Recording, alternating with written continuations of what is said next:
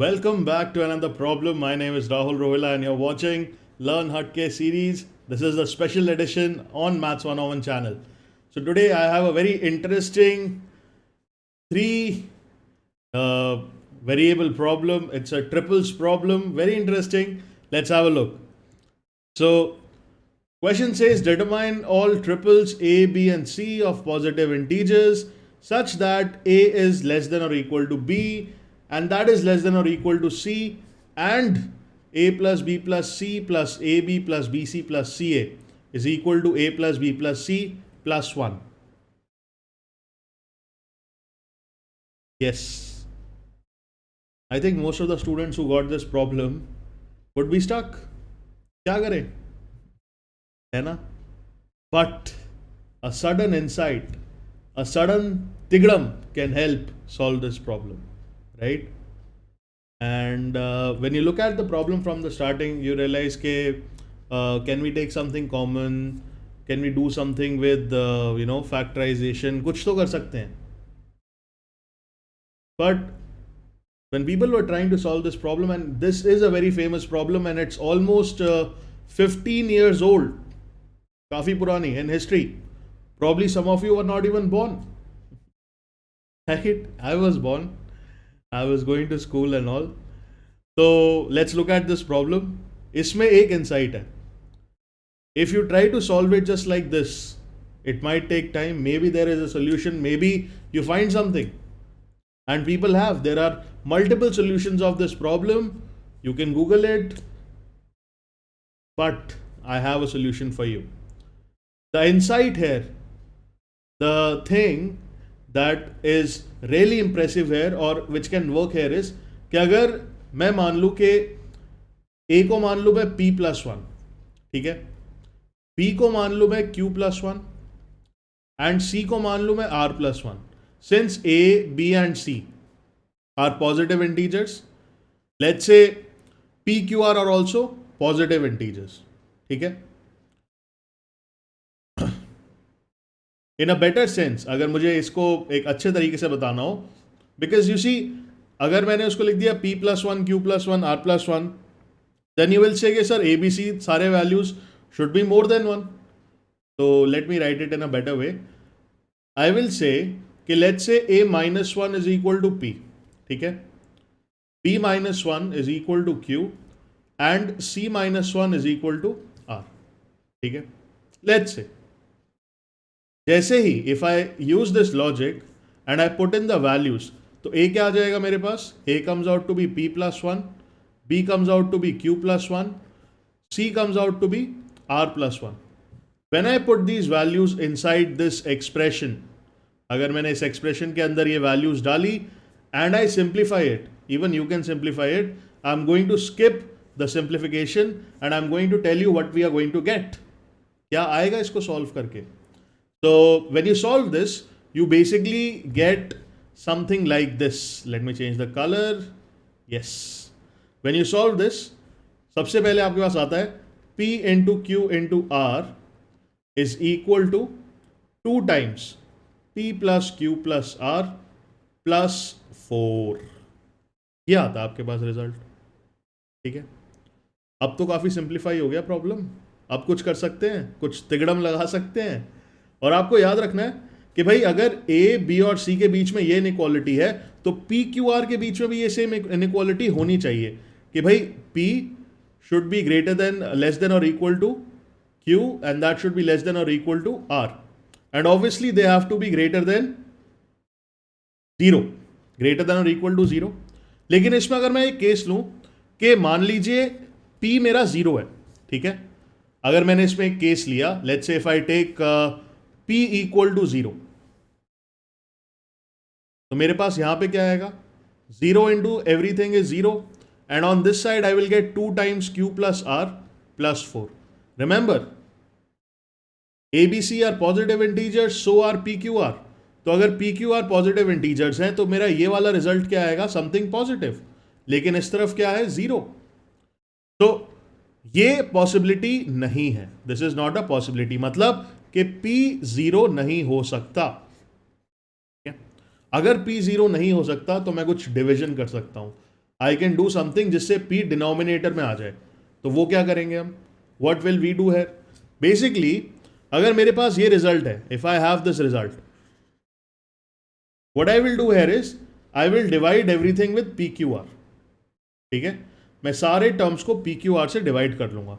So on this side I will gate 1 and on this side I will get 2 times 1 upon QR plus 1 upon RP plus 1 upon PQ plus 4 upon PQR। ठीक है, मेरे पास ये result आ गया। अब आगे क्या करें sir? What is the next step? तो बच्चावाड़ी, the next step here is going to be something very interesting कि यार अगर मैं PQR की वैल्यू लेता हूं 3 या मोर देन 3 तब हो जाएगी गड़बड़। मान लीजिए P जो मेरा let's say P is greater than or equal to 3, Q is also greater than or equal to 3 and R is also greater than or equal to 3। अगर ये मैंने वैल्यूज यहां पे लगाई, मान लीजिए इनकी मिनिमम वैल्यू लगा दी 3, क्योंकि अगर मैंने बोला है PQR या तो 3 हो सकते हैं या 3 से बड़े हो सकते हैं, अगर मैंने इनकी मिनिमम वैल्यू 3 यहां घुसा दी तो क्या होगा? लेट्स चेक, है ना? The only thing we can do is check. तो आ जाएगा 2। तो अगर P भी 3 है, Q भी 3 है, तो यह आ जाएगा 1/9 प्लस 1/9 प्लस 1/9, और ये कितना आ जाएगा? 4/27। So this is how much? 3/9, which is 1/3. So this is 2/3 plus 4/27. Is it equal to 1? 2/3 plus 4/7, is it equal to 1? Not equal to 1. तो इसका मतलब क्या हुआ भाई? अगर if this is coming out to be less than 1, अगर आप अपनी राइट हैंड साइड को देखेंगे, this right hand side is coming out to be less than 1, इसका मतलब ये नहीं वर्क करेगा, दिस विल नॉट वर्क। इसका मतलब क्या हुआ कि अगर P can not be greater than और equal to 3 and P is a integer, तो P की पॉसिबल वैल्यूज क्या होंगी? P क्या हो सकता है? या तो P 1 हो सकता है या P 2 हो सकता है ना? क्योंकि P क्या है? पॉजिटिव इंटीजर है। तो भाई अगर मेरे पास P की अगर 2 वैल्यूज आ गई, ये दोनों वैल्यूज हम इक्वेशन में डालने की कोशिश करते हैं। ठीक है, कौन सी इक्वेशन सर? ये वाली इक्वेशन में डालने की कोशिश करते हैं। ठीक है, which equation? Let me just write this. PQR is equal to 2 times P plus Q plus R plus 4। ठीक है, अगर मैंने इसमें P का वैल्यू डाला 1, लेट्स से P का value is 1. This is, let's say, case 1.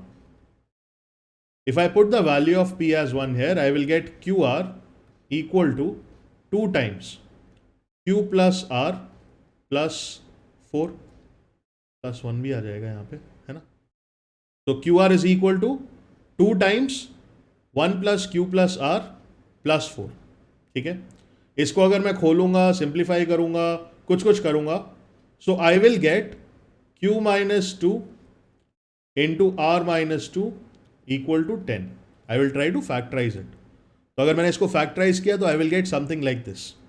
ठीक है, अब यार Q और P और R सारे इंटीजर्स हैं, है ना?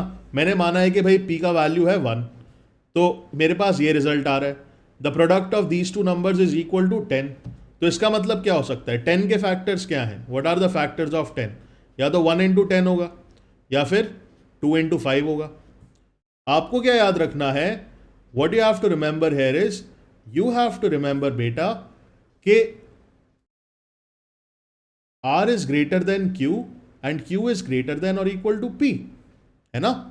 तो अगर मैं इसकी वैल्यू लेता हूं, R सबसे बड़ा होगा, अगर इसकी वैल्यू मैं 1 लेता हूं तो मुझे इसकी वैल्यू 10 लेनी पड़ेगी। अगर मैं इसकी वैल्यू 2 लेता हूं तो इसकी वैल्यू मुझे 5 लेनी पड़ेगी, और यहां से मेरे पास पहले सोल्यूशन आ जाएंगे। तो क्या पहले सोल्यूशन आएंगे कि अगर Q minus 2 is equal to 1 and R minus 2 is equal to 10, तो यहां से Q आ जाएगा 3 और यहां से R आ जाएगा 12। तो these are my first solutions. तो सोल्यूशंस को हम यहां लिख लेते हैं। P का वैल्यू मैंने 1 लिया था, Q आ रहा है 3, R आ रहा है 12। One solution is here. अगर मैंने लिया 2 और 5, तो मतलब q minus 2 is 2 and r minus 2 is 5. तो यहां से q आ जाएगा 4 एंड r आ जाएगा 7. तो मेरे पास एक और सोल्यूशन आ गया. One more solution. 1 5 7. Remember these are the solutions of PQR. Okay, not ABC. तो हमें वो वापस ABC पर भी जाना पड़ेगा. ठीक है, चलिए. This was my case number 1. Let's go to case number 2. Case number 2 क्या होगा? केस सेकेंड इज, हमने P का वैल्यू या तो 1 या 2 हो सकता है. हमने यहां पे लिया वैल्यू 1. अगर मैं वैल्यू लूं 2, लेट्स से P इज 2. हमारी इक्वेशन क्या है? Equation is PQR is equal to 2 times P plus Q plus R plus 4. Right. तो अगर मैंने P का वैल्यू 2 डाला तो मेरे पास आ जाएगा 2QR is equal to 2 times 2 plus Q plus R plus 4. ठीक है. अगर आप इसको खोलते हैं, इधर उधर टर्म्स को ले जाते हैं, and if you simplify this, you will get Q minus 1 into R minus 1 equal to 5. ठीक है. You will get something like this. Okay sir, अगर if I get something like this, यहां से आप 2 भी डिवाइड कर सकते हैं, तो ये आ जाएगा 2 and then you can simplify. Once you get something like this, again आपको क्या सोचना है? यू हैव टू थिंक कि भाई this is a integer, this is a integer, इनका प्रोडक्ट है 5, R is greater than Q. तो एक ही पॉसिबिलिटी है, 1 इंटू 5 इज 5, है ना. तो Q minus 1 is 1 and R minus 1 is 5. तो Q का वैल्यू आ गया 2, R का वैल्यू आ गया 6. तो एक और सोल्यूशन आ गया मेरे पास, 2 2 6. सो बेसिकली मेरे पास यहां पे 3 सॉल्यूशंस आए. ठीक है. पहला सॉल्यूशन आया, late me just right it here. Okay, पहला सॉल्यूशन आया 1 3 12. राइट. दूसरा सॉल्यूशन आया 1 5 and 7 and the third solution is 2 2 and 6.